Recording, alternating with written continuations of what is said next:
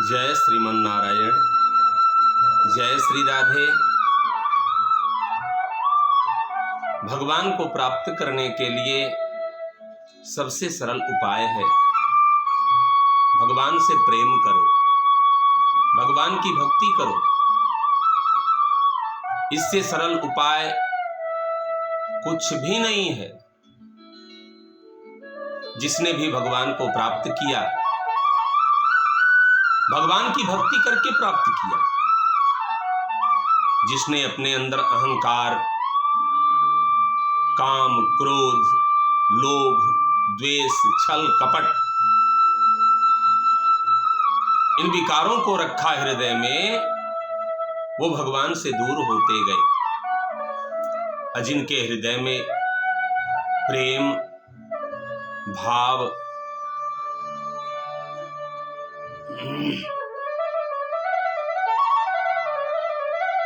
जिनके हृदय में भक्ति, प्रपत्ति, दया, क्षमा, सद्विचार, इन सद्गुणों का समावेश हुआ, वो भगवान को प्राप्त किए। इसमें कोई संदेह नहीं है। इसलिए हर प्रकार से हम सब जीवों का परम कर्तव्य है भगवान की भक्ति करना, भगवान से प्रेम करना, भगवान को ही अपना सर्वस्व समझना। ये जो संसार देख रहे हैं, ये तो नश्वर है, ये शरीर नश्वर है। ये आत्मा जो है, यह अमर है, अजर है। इसलिए इस आत्मा को परमात्मा में जोड़ देना चाहिए।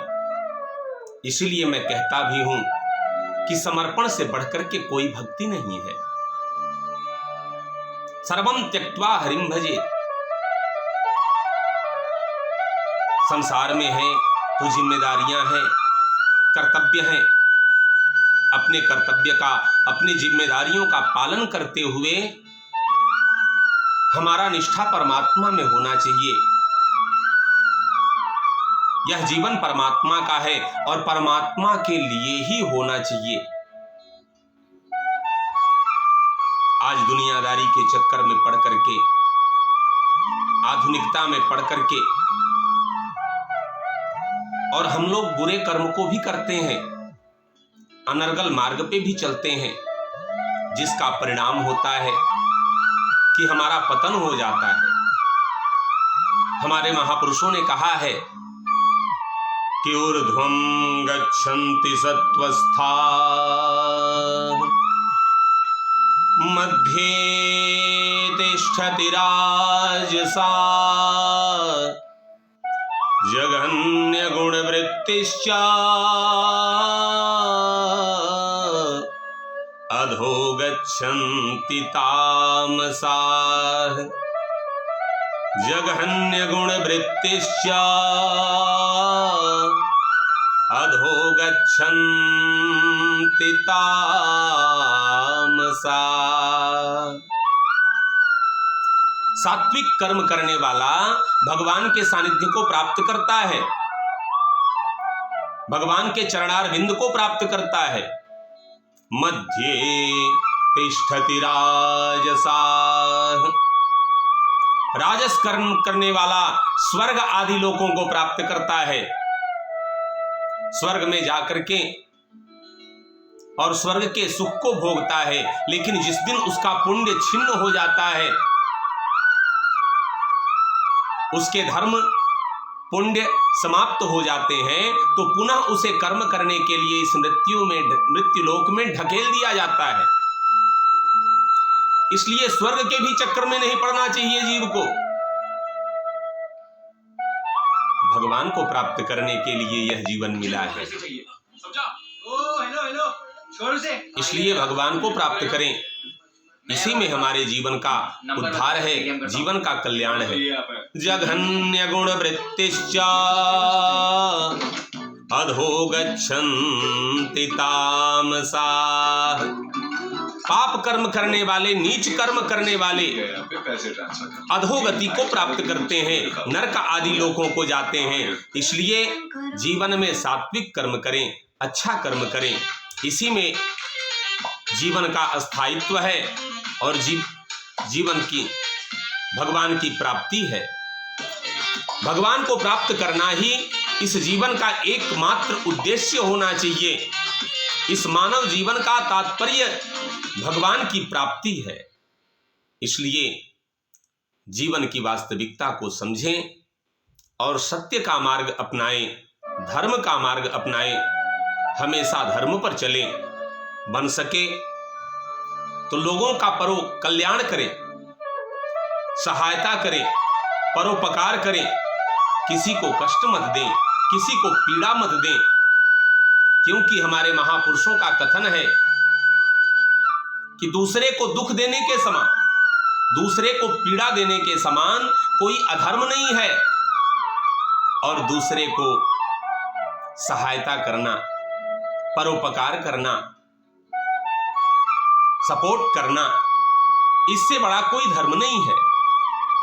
इसलिए काहे को अधर्म के मार्ग पर चलेंगे। जीवन में सच के मार्ग पर चलें। सत्य थोड़ी देर के लिए परेशान जरूर होता है, परंतु कोई इसे पराजित नहीं कर सकता। दृढ़ निश्चय करके भगवान में अपने आप को समर्पित करके जीवन को जिएं। जीवन में बड़ा आनंद आएगा, जीवन में सुख की अनुभूति होगी, आनंद की अनुभूति होगी। अभी इस पुरुषोत्तम मास में हमारे वैष्णव जनों के लिए गोदंबा जी का उत्सव मनाया जाता है। 1 महीने का यह उत्सव चलता है महालक्ष्मी के लिए। भगवान रंगनाथ को प्राप्त करने के लिए गोदंबा जी ने 1 महीने का व्रत किया था। दक्षिण भारत में विष्णुचित्त स्वामी नामक एक बड़े ही अद्भुत संत थे, सरल संत थे, जिनका तुलसी का बगीचा था। और विष्णुचित्त स्वामी का प्रतिदिन का सेवा था भगवान का कि तुलसी का माला बना करके और ले जा करके भगवान रंगनाथ को धारण कराते थे। विष्णुचित्त स्वामी की पुत्री गोदांबा,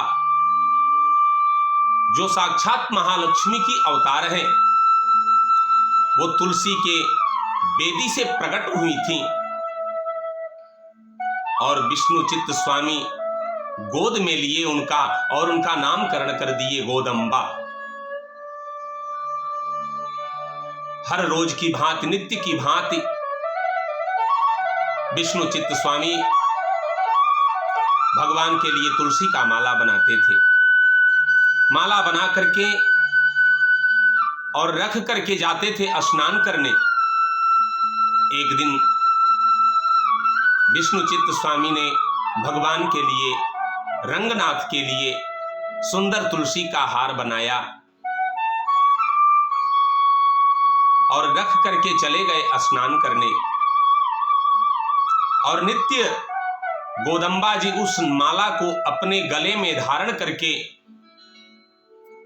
और अपने आप को शीशे में निहारती थी कि मैं कैसी लग रही हूं, और पुनः उतार करके वहीं रख देती थी।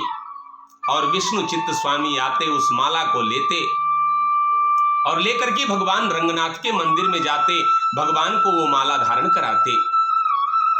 भगवान की भी छटा खिल जाती थी उस माला को धारण करते ही। एक दिन विष्णुचित्त स्वामी ने देखा कि अरे, ये तो हमारी पुत्री गोदंबा ने माला जूठा कर दिया भगवान रंगनाथ का। सो विष्णुचित्त स्वामी ने कहा, बेटी ये क्या किया तुमने? हम तो भगवान रंगनाथ के लिए माला बनाते हैं और इस माला को तुमने धारण कर लिया। थोड़ा डांटा भी और पुनः तुलसी ला करके दूसरा माला बना करके भगवान रंगनाथ को धारण कराने जब गए विष्णु चित्त स्वामी, तो भगवान का कपाट बंद हो गया, भगवान का दर्शन नहीं हुआ। और उस मंदिर से आवाज आई कि अरे विष्णु चित्त, ये माला मुझे नहीं चाहिए, मुझे तो वही माला चाहिए जो तुम्हारी पुत्री धारण की थी, और वह आज ही नहीं, मैं तो नित्य प्रति उसका जूठा माला ही धारण करता हूं। ऐसे कृपालु हमारे भगवान रंगनाथ हैं। और विष्णु चित्त स्वामी लौट आए घर पे, और वही माला जब लेकर के गए वहां, तो मंदिर का कपाट खुल गया, और माला धारण करते ही भगवान रंगनाथ का मुखमंडल खिल गया।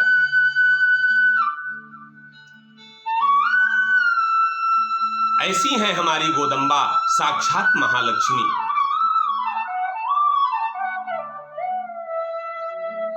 गोदंबा कोई और नहीं, महालक्ष्मी की साक्षात अवतार है। भगवान जिस रूप में आते हैं पृथ्वी पर, महालक्ष्मी भगवान के अनुकूल ही अपना स्वरूप धारण करती हैं। देवत्वे देवदेयं मनुष्यत्वे च मानुषी विष्णुदेहानुरूपा वै करोते सात्मनमस्तनुं राघवत्वे भवेत् सीता कृष्णे रुक्मिणी जन्मनि। भगवान तो भाव को स्वीकार करते हैं, और जहां साक्षात महालक्ष्मी भगवान की प्रिय वल्लभा वक्षस्थल विहारिणी आदिशक्ति जगदम्बा महालक्ष्मी की बात हो, तो भगवान पीछे कैसे हट सकते हैं। इसलिए भगवान ने माला तो स्वीकार किया ही, अंत में गोदंबा जी को भी स्वीकार किया। वही हमारे वैष्णव जन, श्री संप्रदाय के जितने भी मतानुगामी हैं, वो इस पुरुषोत्तम मास में 1 महीने तक भगवान रंगनाथ और गोदंबा जी का विवाहोत्सव मनाते हैं। नित्य प्रतिदिन ब्रह्म मुहूर्त में ही उठ करके और गोदंबा जी का प्रसाद बनता है, जो प्रसाद अमृत है, जिसे पाने के बाद भगवान में प्रेम होता है, भगवान में समर्पण होता है। इसलिए जो भी वैष्णव हैं, उन्हें 1 महीने का यह गोदंबा उत्सव जरूर मनाना चाहिए।